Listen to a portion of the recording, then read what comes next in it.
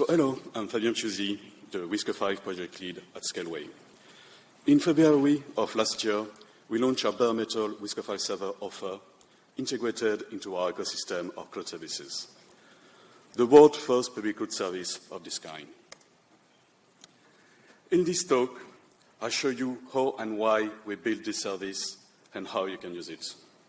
So first, who in the audience is familiar with Scaleway? Yeah. Not that many, so I guess this is a good thing I have this slide. For those in the audience not familiar with Scaleway, we are a cloud provider centered in Europe, founded in 1999. We are part of the Iliad telecommunication group. Our headquarters are in Paris. We have hundreds of thousands of servers in data centers, a solid experience in managing bare metal servers, storage, networking, and AI, from infrastructure as a service to software as a service. A little bit of history. In 1999, launched under the name of online.net. In 2006, launch of Dedibox, a range of low-power, low-cost, dedicated bare metal x86 servers at a time where having your own dedicated server was out of reach for most people. In 2014, launch of the first bare metal ARM servers in the cloud. In 2024, launch of the first bare metal RISC-V servers in the cloud. As you can see, we are familiar with integrating new form factors and architectures into our bare metal product ranges. A big part of the DNA of Iliad and Scaleway is disruption. We love emerging technologies that could give us an edge. In mid-2023, Scaleway Labs, the R&D department of Scaleway, was asked a simple question by our head of: is RISC-V viable for servers? We then begin an inventory of the current hardware and software ecosystem. First, we took a look at the hardware currently available and the one that was just right around the corner. At that time, promising SoC based on cores supporting RV64GC were coming out, like the GH7110 from Star5 and the TH1520 from TED. Server-grade hardware were also announced based on the SG2042 from SoftGo, using the same Chantilly C910 cores as the TH1520, but with 64 cores instead of 4. While testing development boards, we noticed that hardware was really difficult to get due to the low production volume and lack of local distributors. We had wait times in months for the hardware we actually managed to obtain. Procurement in big companies is not a nimble process, as I'm sure many people here can relate to, and buying a low-volume batch before it ran out can be difficult due to that. Once we got our hands on the boards, we were confronted with custom everything: custom boot process, custom OpenSBI, custom U-boot, custom kernel, custom OS images, all provided by the manufacturer or third parties. Getting boards from different manufacturers to use the same software stack was a lot of work. Documentation was often lacking. Kernel patches were rarely easy to find. Mainlining those patches was then in the early stage, but not quite there yet. Then, once we had some hardware, we did some hand-on testing and tried the existing Linux distribution. To our pleasant surprise, for our emerging architecture, despite the lack of easily obtainable hardware and those compatibility issues, user space software support was much better than we expected. Debian ran without much issue on both the GH7110 and the TH1520, with 98% of the packages already compiled for RISC-V. But there were no Linux distributions with a stable release out at that point. There were also very few Docker images compatible at that time, due to the lack of base images like Alpine compiled for RISC-V. It often was a simple fix, changing one line in the Docker file and rebuilding the image, but easier to do so with access to a RISC-V system. Considering those issues, it wasn't surprising that there were no cloud providers offering RISC-V servers at that time. We identified that lack of easily accessible RISC-V servers as a shortcoming of the ecosystem, especially considering the difficulties in acquiring hardware. And this is because developers need fast and easy access to real hardware to build and test their software. We looked at the promising state of RISC-V as a server platform. We knew we could help with this and contribute to the ecosystem. This was our opportunity to be a participant and an actor instead of just being a consumer of server hardware. We already had a bare metal service called Elastic Metal that was already designed to accommodate different architectures that we could leverage to offer a RISC-V bare metal service offer. So we decided to build servers to provide access to this platform to anyone on demand. We could fix the software and firmware issues, but first we needed to choose the hardware. After managing to put together a panel of the different boards available at that time, we quickly settled between two finalists. We were tied between the GH7110 and the TH1520 SoC, both offering 4 cores and comparable performance, both having a good performance per watt ratio. This made them well suited for our low-power bare metal server. The GH7110 has a lower computing power, but higher I/O performance due to having the possibility of NVMe storage, unlike the TH1520 limited to eMMC and SD. The TH1520 could also support 16 GB of RAM instead of the 8 GB of the GH7110. And speaking of form factor, we ultimately decided on the TH1520 for form factor reasons.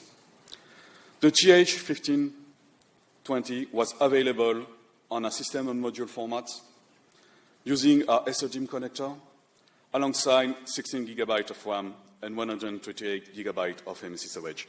Those are to scale so you can see the difference in size. This form factor was designed for a mini ITX cluster board that can host 7 of these modules with an internal switch and a BMC to control the reboot and the serial console of the 7 modules. This BMC is a RISC-V system on module 2, but using an all-winner D1 SoC. This provides a nicely compact form factor, but there was no off-the-shelf chassis that could accommodate them in an elegant and efficient manner in a data center. So we designed one. For the cases, each cluster board was housed in a custom designed 3D printed case along with 3 fans, printed using a flame retardant filament validated for data center usage. I have one with me right now. You can come to me after this keynote to check it out. It's also going to be available in the dev board zone.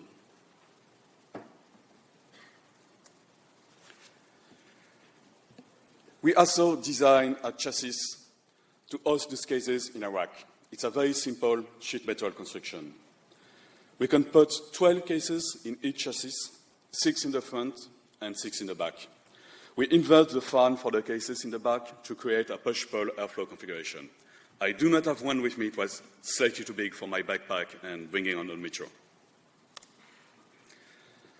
Now, if we put this all together, the chassis has a height of 6U, 5U for the cases, and 1U for the power supplies. This means that for a 52U rack, we can have 7 modules per case, 12 cases per chassis, 8 chassis per rack, for a total of 672 servers per rack, and an energy budget of 6 kilowatts. All designed and assembled in our office in Paris and installed into our DC5 adiabatic data center in Saint-Ouen-le-Monde. It was designed using our hardware design as code approach based on OpenSCAD with the files needed for the 3D printing, laser cutting, the bill of material, and the assembly manual generated by our CI/CD system. This is an approach that is not often used and that we wanted to point out as it pertains to our everything as code workflow that we use for our infrastructure. And now, the meat of the work, the software and firmware work. This is going to be a dense slide, so please bear with me.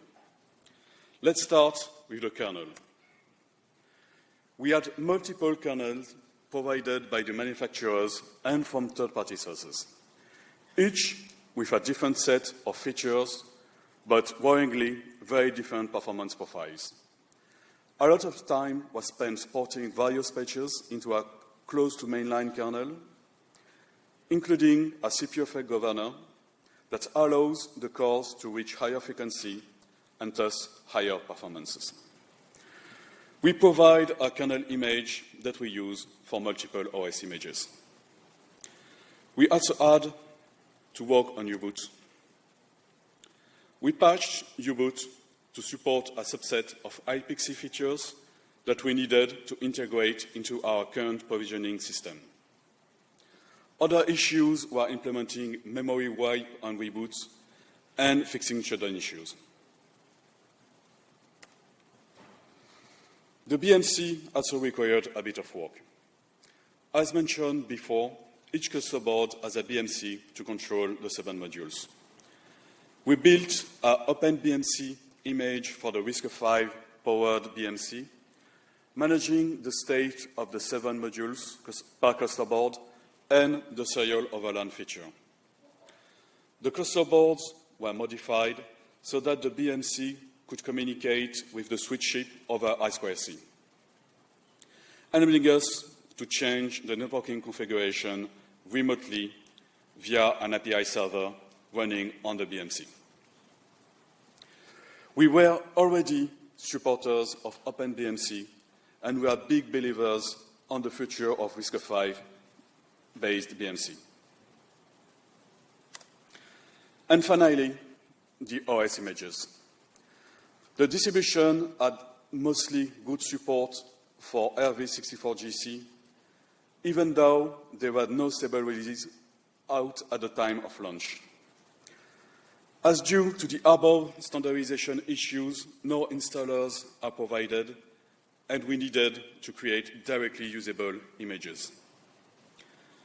As you can see, it was a lot of work on different fronts. We were at the same time surprised and not surprised by the amount of work we needed to do. Not surprised because this was very reminiscent of what we had to do a decade ago with our ARM servers, but surprised to see the RISC-V hardware ecosystem reproducing the same errors as the ARM ecosystem a decade later and with the benefit of insight. Once we had the hardware and software ready, we were ready for launch. On February 29th, 2024, we launched our EM Everyone service. It stands for Elastic Metal RISC-V 1. For 16 euros per month, you can get a dedicated bare metal server based on the TH1520, 16 gigabytes of RAM, 128 gigabytes of eMMC storage, and 100 megabits per second of bandwidth. Despite its experimental status, this service is fully integrated into our ecosystem of cloud services. For example, you can use private networks to connect to your databases, your managed databases, or load balancers. We provide ready-to-use operating system images, but also access to a serial console, allowing direct interaction with the bootloader, enabling kernel or OS developers to test their system code. You are allowed to experiment. Initial feedback from early adopters and developers has been positive, allowing many of them to get access to such hardware at a time when it was difficult to obtain. We had a lot of customers. For a lot of our customers, it was their first contact with a RISC-V system.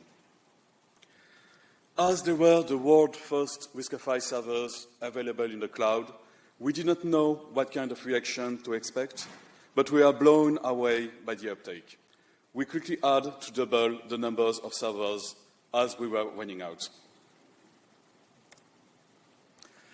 It was not all smooth sailing on ever. Researchers at the CISPA Helmholtz Center for Information Security found an extremely serious vulnerability on the cores the TH1520 uses. They used our eMRV1 servers to confirm their findings. It allows unprivileged users to read and write anywhere on the memory. This is pretty much our worst-case scenario security-wise.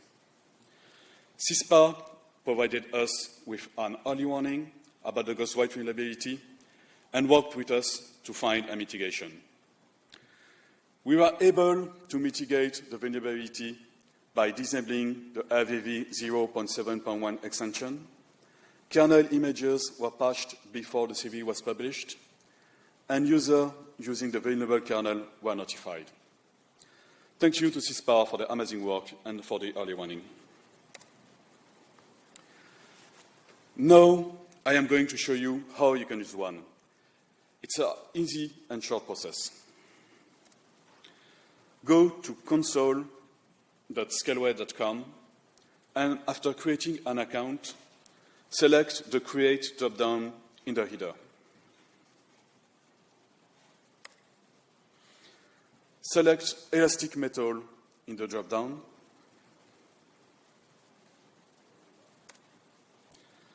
Now select the Paris 2 availability zone. Scroll down and select the Labs tab, and then select eMRV1 below.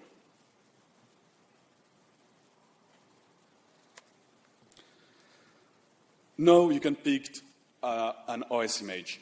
We have more generic images for Debian, Ubuntu, Fedora, and Alpine, but also more specific images, like one providing a directly usable RISC-V Kubernetes node for our managed Kubernetes service, Cosmos.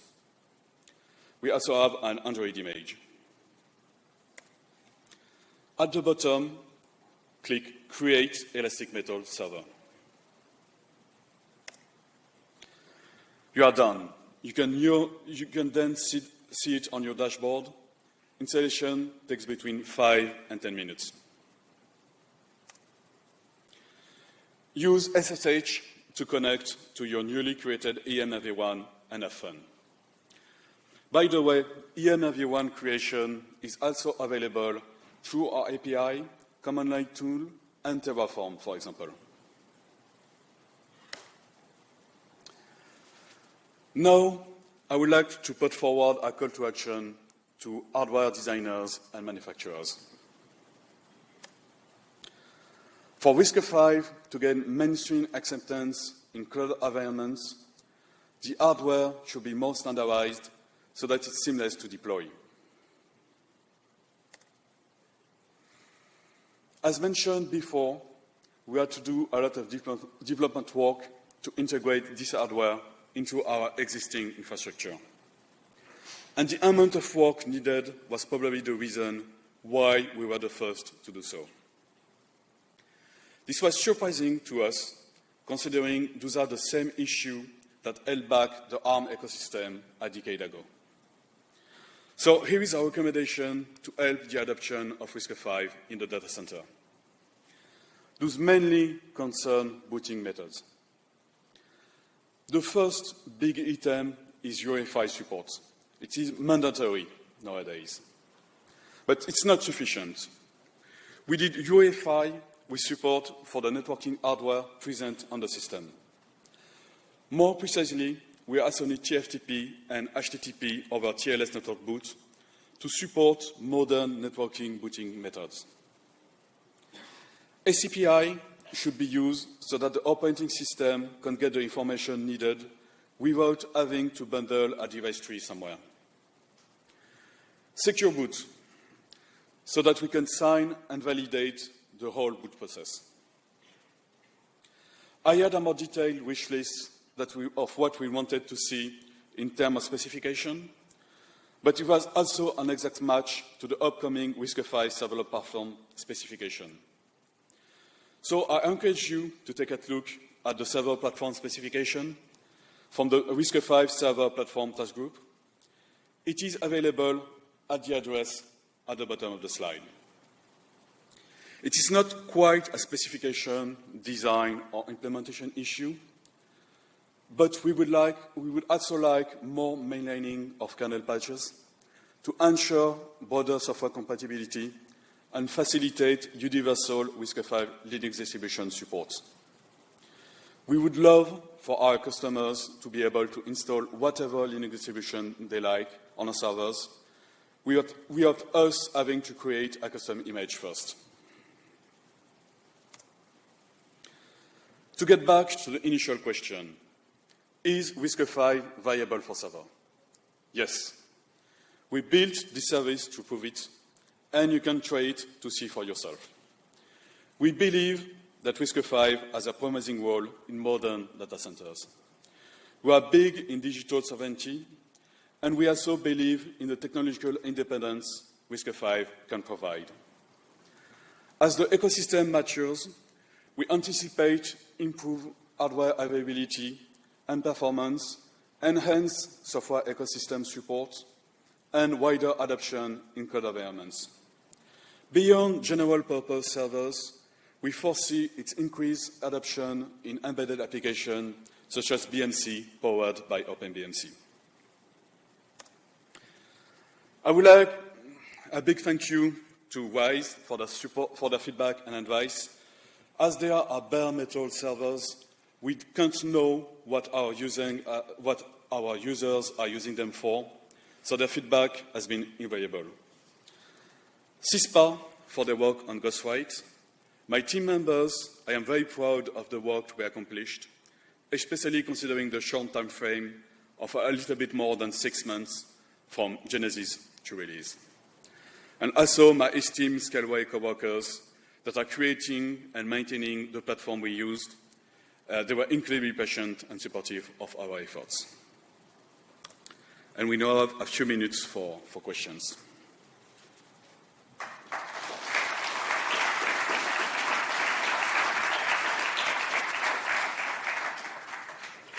Any question?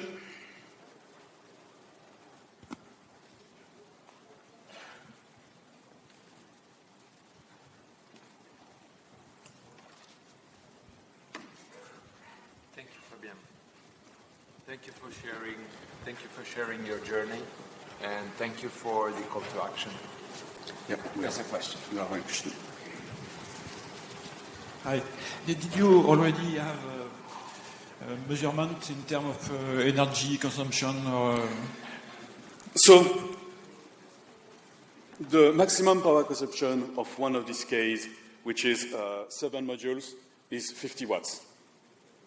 So the performance per watt ratio is really good on those machines. Okay. And did you have comparison between your different offers? It's one of the best offers that we have in terms of performance per watts. Thank you.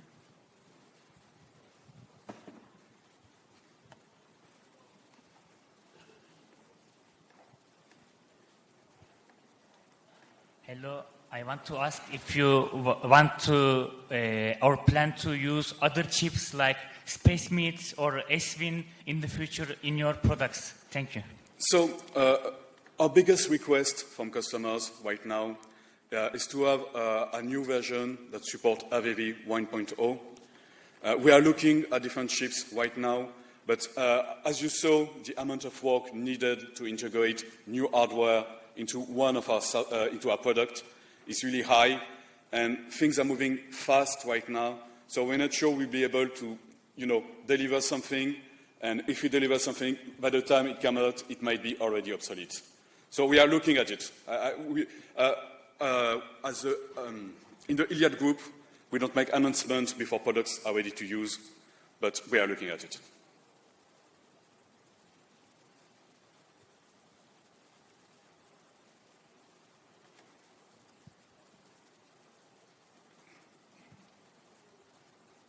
Okay. Good? I think you're Thank you, Fabien. Thank you, Thank you Arnaud. for sharing your experience and journey.